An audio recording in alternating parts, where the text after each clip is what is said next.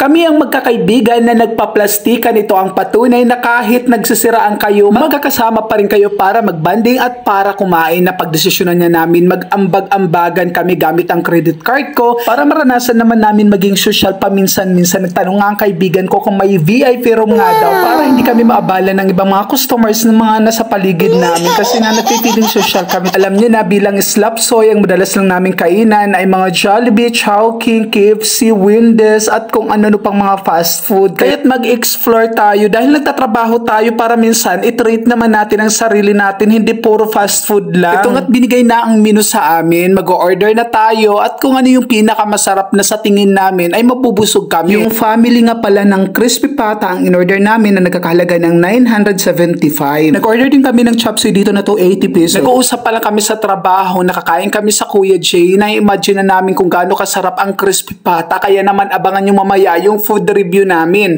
At dito nag-order po kami ng mga solo orders na nagkakahalaga ng 285. So yung dalawa pong order namin ng aking kaibigan na si Irisa ay 285 with rice na po yun. Pareho kami ng in-order na chicken sisig. Kay Catherine naman po, siya ay nag-order ng crispy bangos at yung kay Jennifer naman po, in-order niya ang sinigang na baboy naman po.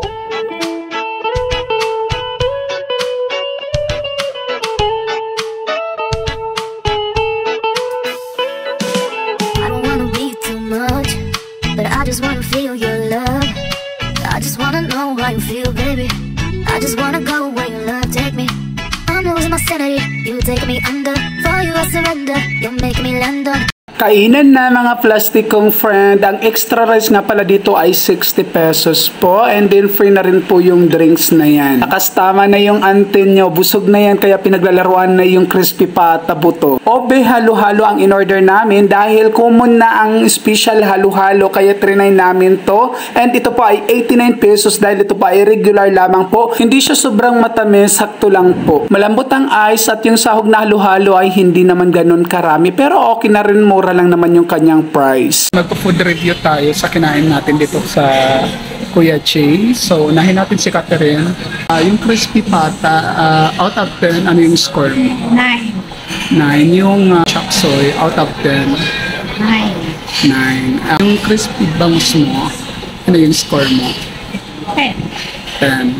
Alright, so ako naman, so crispy pata, 7 out of 10, and then yung chop suey 9 out of 10, and then yung chicken sisig is 10 out of 10, and then halo-halo is 9 out of 10. Ikaw, Miss Irisa, crispy pata, score mo out of 10, ano yung? Over 10 kasi na-take out yung book. Alright, so yung chop suey? Chop suey, 7 over 10. Yung sisig, chicken Ay, sisig? may factor kasi tawag ito, hindi siya laman. Okay. Ano siya? May chicken skin? Chicken skin, hindi siya bagay na sausage. Okay. 6 over 10. Alright, yung halo-halo? 10 over 10. Okay. Ikaw, Jen, score mo out of 10, crispy pata na yung score mo?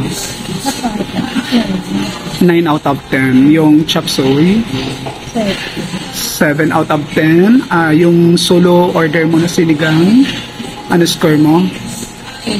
8 out of 10. Yung halo-halo, OB halo-halo, 9 out of 10. Alright, so narinig niyo yung scores namin. So yun ay base po sa mga panlasa namin. So kayo po, kung pupunta kayo dito, nasaside niyo po kung ano po yung magiging review nyo sa food po nila. So para nag-ensure naman ko kami. May mga natira din po sa food namin. So that's all. Thank you. Please follow and share.